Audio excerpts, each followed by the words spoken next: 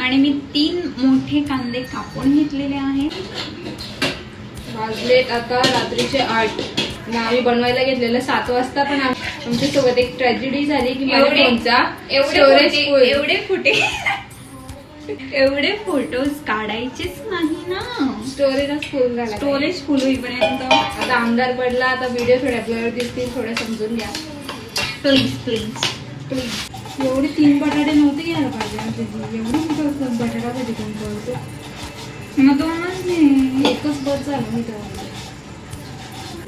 आता मी कांदा सुरगळून घेतलेला आहे आणि सोनीने पण बटाटे सोडून नाही घेतले.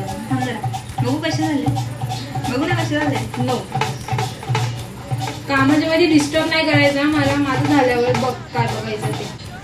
आता याला तू नाव ठेवूच नाही शकत. एकदम हे बघा गाईड्स, हे बघा परफेक्ट.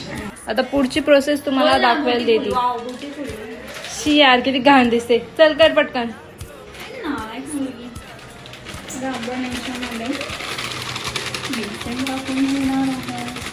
बेसनाचा अंदाज नाही मला. वा वा, बेसनाचा अंदाज नाही ना. चालले कांदा भजी करायला.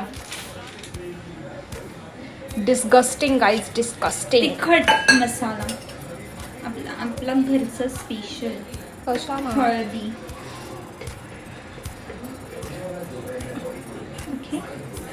ओके. चवीनुसार मीठ.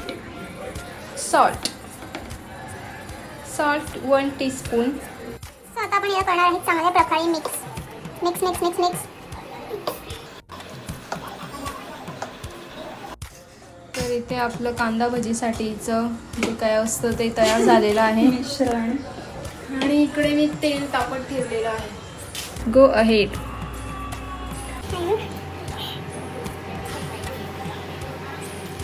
Very good very good. असंच करत राहा. हात नको जाऊन घेऊ फक्त. Very good.